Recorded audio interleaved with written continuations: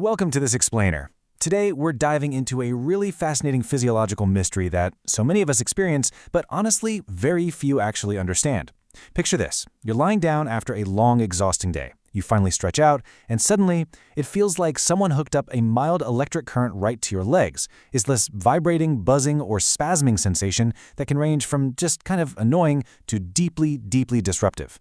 So what's the deal? Why does this happen? What is literally going on inside your body the second you try to rest? Well, we're going to decode the exact mechanics and chemistry behind this weird little bodily quirk.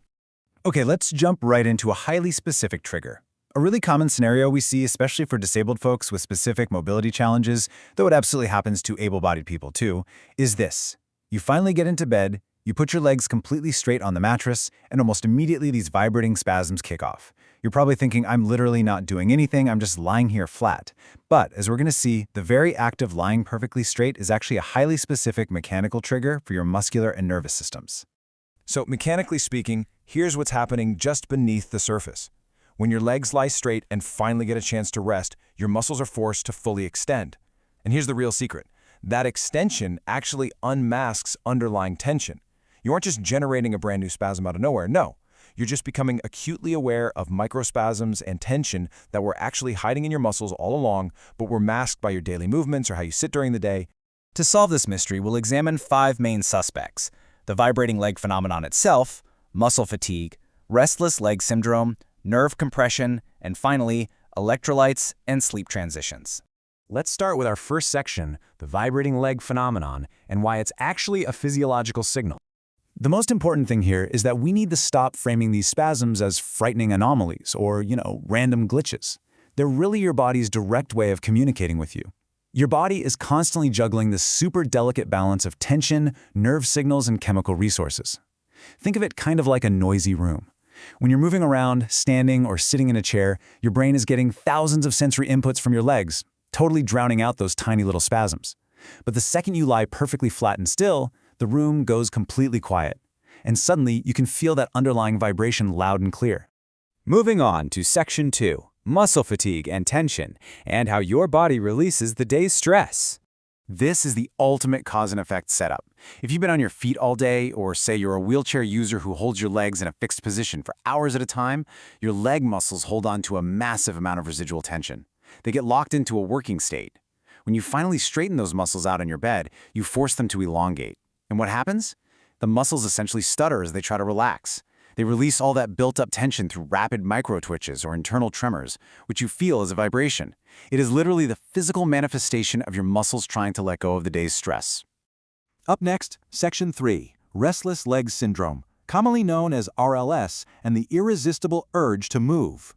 Now, RLS is very, very distinct from simple muscle fatigue. Because it's a neurological condition, it isn't just a vibration. It's defined by an absolutely irresistible urge to move your legs. People usually describe it as this creepy-crawly, deeply itchy, or intensely tingling feeling right beneath the skin. If your vibrating legs make you feel like you absolutely have to get up and pace around the room just to get some relief, the underlying source is likely neurological. It's all about how your brain is processing sensory info from your limbs. And the timing here brings this really frustrating irony. These specific RLS sensations notoriously peak in the evening, or when you're actively trying to lie perfectly still. The very act of relaxing in bed is the trigger itself. Just as your brain is trying to wind down for the day, it starts misfiring these sensory signals, turning what should be a peaceful evening into a super frustrating experience of vibrating restless legs. That brings us to Section 4. Nerve compression and irritation caused by structural pressure. Let's think about this purely mechanically for a second. The human body is basically a complex system of wiring. Simply laying your legs flat out can shift the alignment of your pelvis and your lower spine just enough to put slight pressure on a major nerve, like the sciatic nerve, for example. Or that straight posture might cause your calf muscles to slightly shorten. When a nerve gets compressed, even just a tiny bit, it gets irritated. And how does an irritated nerve react? Well, it panics. It sends rapid, misfiring signals straight down to your muscles, instantly triggering an involuntary, vibrating spasm. This is especially relevant for anyone with prior spinal issues or for disabled individuals whose resting posture might inherently place different mechanical stresses on their lower back when they lay totally flat.